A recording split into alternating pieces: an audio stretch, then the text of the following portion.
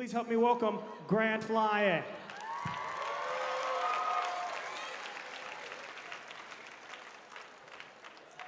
Hey guys.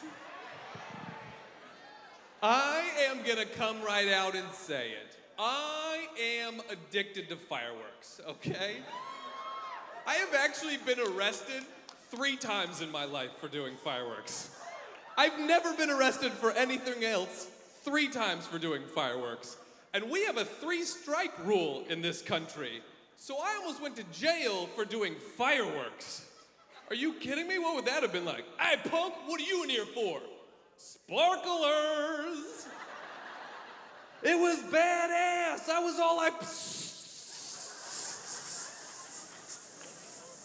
go USA, I'm celebrating your freedom by risking my own. I make terrible decisions. I went to college, I graduated, that was a good decision, but after I graduated, thank you, after I graduated, I moved back in with my mom, which was a terrible, awful decision, because I was on my own, I was living in college doing whatever I wanted to do, and then I had to move back into a house with all of her stupid rules again. You know, I had to fold the towels in 3 sections because we don't want the seams to show. Do we? No. Do you know how many times in college I got out of the shower and rolled around on the carpet till I was dry? Yeah, and we had hardwood floors, all right? It was a tough life. I was eating cereal in the kitchen one morning, and my mom walked in while I was eating cereal, and she honestly said this, Grant, I noticed you're using an orange bowl, and you're actually not allowed to use those right now, because those are the Halloween bowls.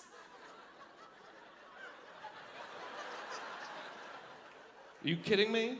I just moved out of a house with 7 dudes, okay? We didn't have any orange bowls, we had a bowl. Yeah, 1. You know how angry it makes you when you have to eat your Cheerios off an upside-down Frisbee?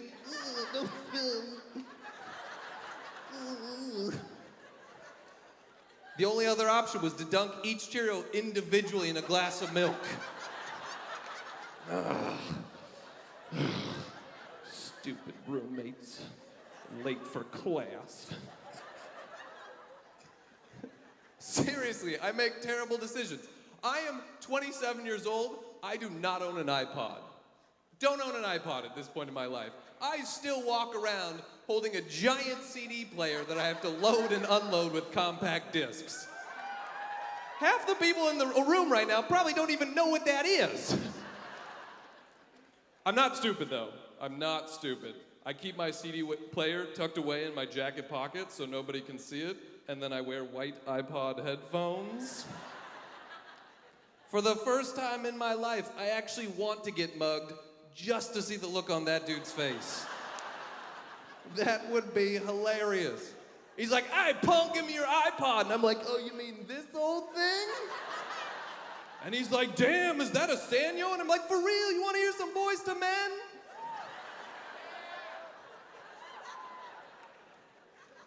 Ugh.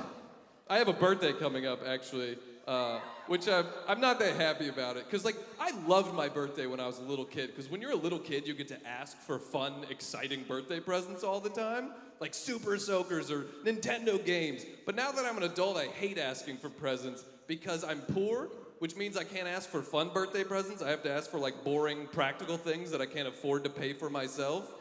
Like, hey, Grant, what do you want for your birthday this year? Medicine.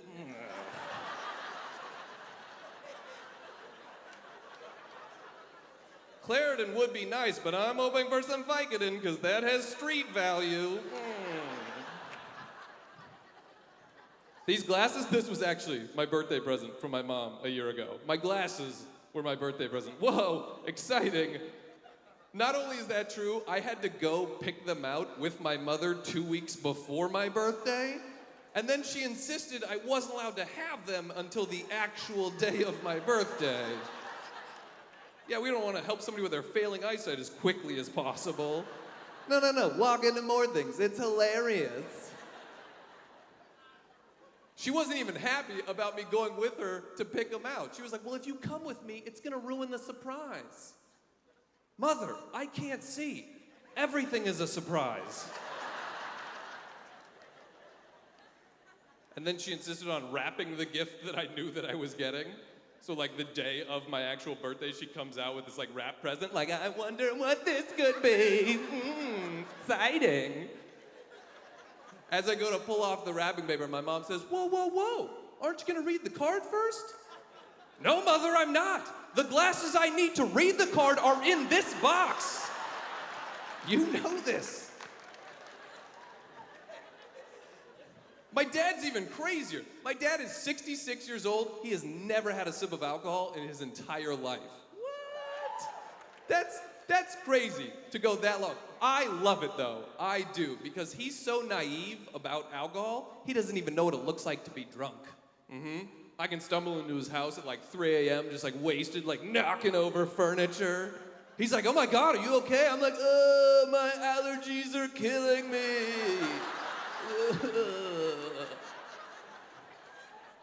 He's like, take some Benadryl. I'm like, no, the only thing that cures these allergies is my ex-girlfriend.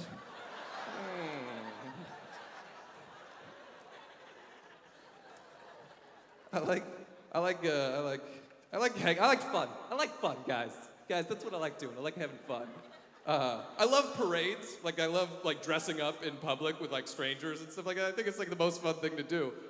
However, I feel like every parade should be well advertised, okay? Because I used to live in Oakland, California.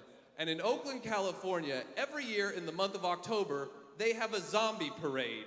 But I didn't know that. Oh, imagine my surprise when one normal Friday afternoon, I walk out of my apartment, and as I'm getting into my car, I look up and there are hundreds of zombies coming at me. You know, I'm like freaking out, like looking around for a weapon, like trying to psych myself up, like, this is why I watch The Walking Dead. I can do this. I'll tell you one thing I learned, though. People in zombie makeup break character real quick when you run at their head with a rock. All right? Yeah. Real quick.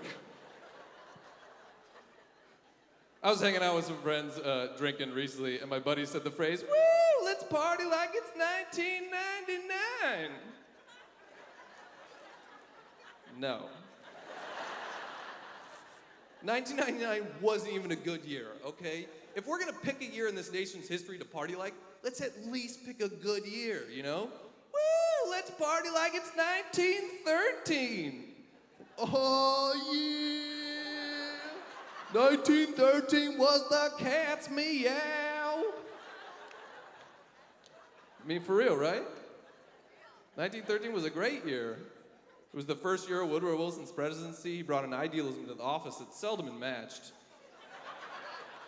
Our country was growing economically. We were at peace with the rest of the world. The first feature film was out. The automobile had been released. Titanic jokes were just becoming popular. Yeah, she was loose, I tell you. She went down on me like she hit an iceberg. Hi-yo. Yeah.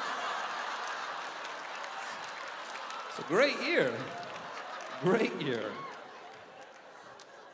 My buddy was like, fine, you can party like it's 1913. I'm gonna party like it's 1923. Like, dude, you're an idiot. 1923 was the era of prohibition. There was no alcohol then. Have fun at your sober party. Stupid. Stupid party. Nobody's gonna have fun. You know, this is my impression of a party in 1923. Hey everybody, I'm glad you guys are here. I'm sorry I don't have any alcohol. You know, it's the law these days. But guess what I do have? 12 types of bread. We're gonna get so full. It's a stupid party. The worst would be partying like it's 1933, though. The time of the Great Depression, you know? Oh man, this alcohol's good, but I just want some bread. Hi-yo. I was a history major in college. Yeah, Mom, I am using my degree, you know? I actually had the best sex of my life this past summer because I slept with a girl from London on 4th of July, which makes it more epic than 1776. I mean, are you kidding me? A British girl on American Independence Day? Yeah. I've had angry sex before. I've had makeup sex. Nothing beats ironic sex. Instead of making her talk dirty in bed, I just kept making her repeat no taxation without representation. It's a great night. It's a great night.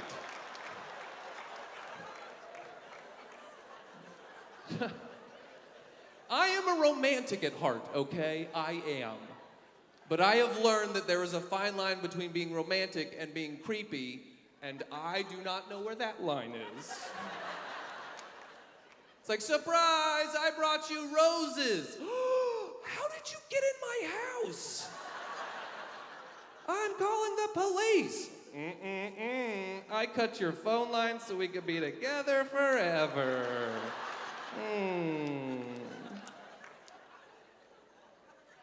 My dating life was doomed from the beginning. Doomed, I tell you.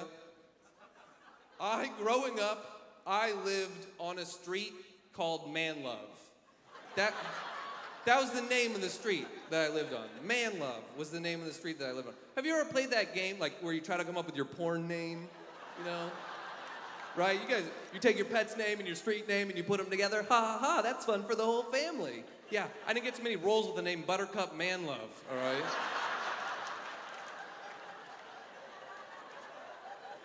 The street that intersected Man Love, Morningwood. Are you kidding me? I'm living in the neighborhood of practical jokes here.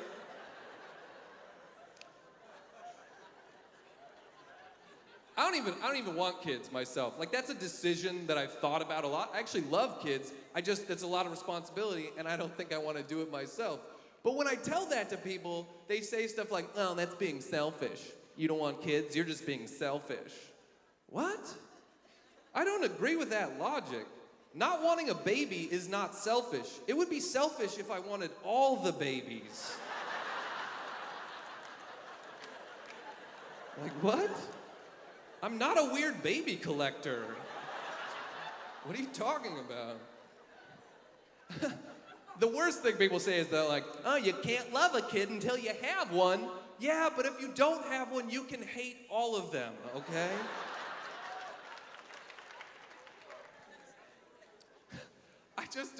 I just don't want to do it. I just don't. People say, like, the only way I'm going to change my mind about having a baby is if everything changes about babies.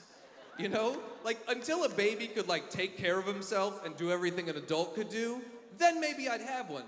But even then, I'd be a little bit skeptical, because I feel like that would be creepy. To have this, like, baby that could do adult things, like just, like, hanging out in your house, you know? Like, you walk into the kitchen in the morning and there's, like, a baby, like, standing on a step stool, like, the cigarette hanging out of his mouth, he's cooking eggs. And you're like, hey, baby. And he's like, hey, man, will you get some more Rattlers when you're out today? I'm bored out of my freaking mind. Okay, baby, why don't you just get a job? I told you nobody will hire me. I put everything in my mouth.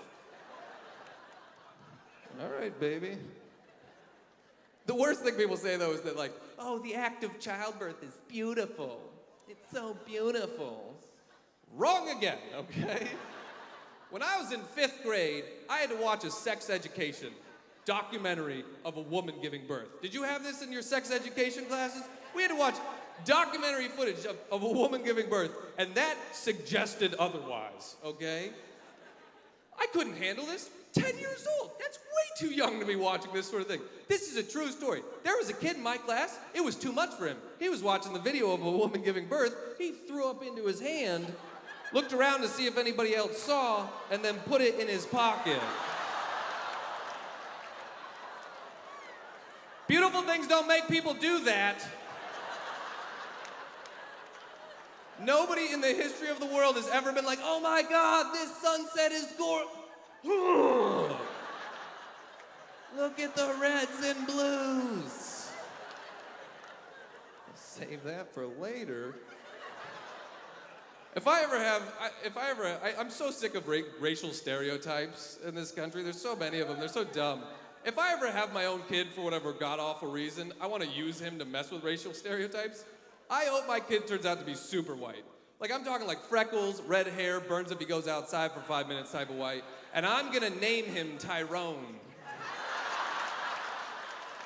It's gonna mess up a lot of people, you know? first day of 7th grade school, you know, picking basketball teams off the attendance sheet, like, oh snap, I picked Tyrone for my team. And then my kid comes up like wearing an albino safari hat, clutching an inhaler, like, this is my first time outside. Thank you guys very much. I'm Grant Lyon. Peace.